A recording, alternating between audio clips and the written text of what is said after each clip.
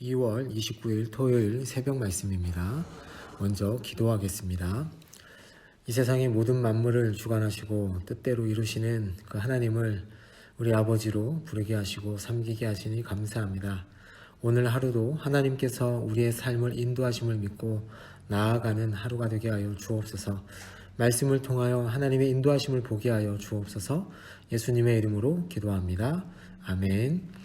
오늘 말씀은 창세기 36장 9절에서 43절 말씀입니다. 창세기 36장 9절에서 43절 말씀입니다. 오늘 본문은 어제와 오늘 본문에서 에서의 자손 목록을 크게 두 종류로 나누어 소개합니다.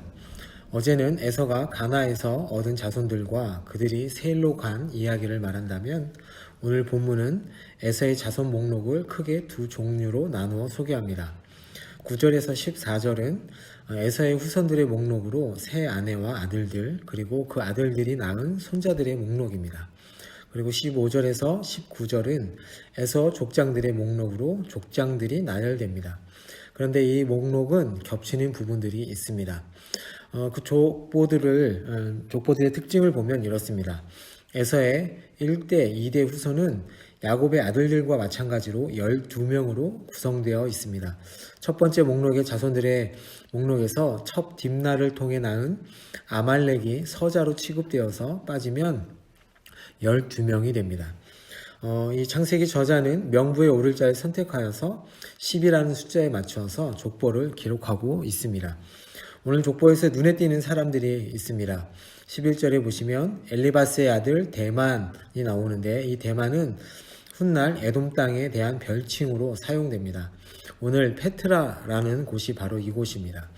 또 엘리바스의 아들인 그나스가 나오는데 이 사람은 갈렙의 조상이 됩니다. 또 12절에 아말렉이 나오죠.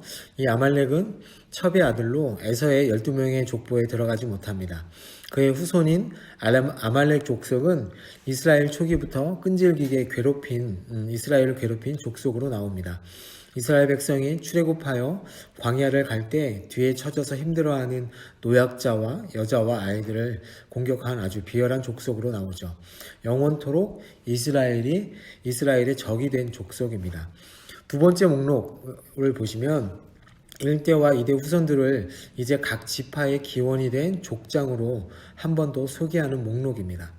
이름이 등장하는 순서는 약간의 차이는 있지만 같은 목록입니다. 이 중에 한 인물이 더 추가되는데 엘리바스의 후손의 고라 족장이 추가됩니다. 이는 엘리바스의 아들들의 이름을 7명으로 채우기 위한 저자의 의도입니다. 그리고 20절에서 30절은 호리 족속의 세일의 후손들이 나옵니다. 아브라함 혈통과 전혀 상관이 없음에도 그 뿌리가 상세히 소개됩니다. 이는 에돔 족속과 호리 족속의 긴밀한 관계 때문인 것으로 보입니다. 성경에서 세일 하면 대체적으로 지역 이름으로 나옵니다. 그러나 본문에서는 세일이 한 인물의 이름으로 사용되고 있습니다. 역대하 25장 11절에는 세일의 아들들을 에돔 사람이라고 부릅니다. 역대기에서는 이들의 자손으로 20명의 남자와 1명의 여자를 취급해서 나옵니다. 오늘 본문 31절에서 39절은 에돔을 다스린 왕 8명의 이름을 기록하고 있습니다. 이 왕들이 수도로 삼아 통치한 곳이 제각기 다른 것으로 보아서 이 왕들은 하나의 왕조에서 나온 왕들이 아니라 여러 지역에서 그때그때 선출된 왕들로 보입니다.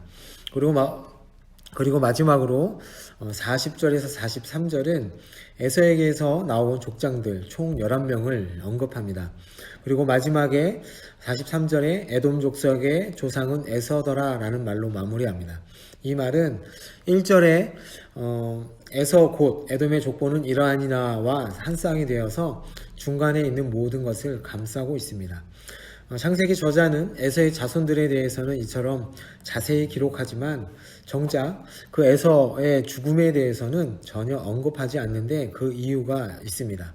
왜냐하면 그가 하나님 나라의 계보를 이을 자가 아니기 때문입니다. 이렇게 해서 에서의 족보를 마무리하므로 야곱의 일생을 성경은 마무리합니다. 물론 앞으로도 야곱은 한참 더 살아있게 되지만 성경에서 그의 일대기는 끝이 납니다. 이제는 요셉을 중심으로 한 다음 세대의 이야기가 펼쳐져야 하기 때문에 그렇습니다. 오늘 본문은 하나님의 관심 혹은 성경의 관심은 선택된 자들에게만 있는 것이 아닙니다. 에서의 족보가 창세기 10개의 족보 중에 하나라는 사실은 하나님께서 아브라함과 이삭과 야곱을 통해서 있게 하신 하나님 나라의 경륜이 중요할 뿐 아니라 이스마엘이나 에서 역시 선민을 통해 이어져 내려온 하나님의 복에 참여하고 있다는 것을 말하는 것입니다. 오늘 본문에서 에서의 후손들은 이스라엘보다 빨리 왕정을 도입하여 더 안정된 문명을 이루었습니다. 창세기 25장 23절에 사라에게 주신 말씀을 부분적으로 성취하신 것이죠. 또한 큰 자가 작은 자를 섬기리라 하는 예언도 훗날 다윗이 에돔을 정복하여 이스라엘에 복종하게 하심으로 이루실 것입니다. 하나님께서는 택하신 백성들뿐 아니라 다른 민족들도 돌보고 계시며 그들을 주관하고 계신다는 것을 오늘 본문을 통해서 보여주고 계시는 것입니다. 역사의 주인이신 하나님, 오늘도 모든 나라와 민족의 흥망성쇠를 그분의 뜻대로 이루고 계시는 그 하나님을 믿는 여러분이 되시기를 바랍니다.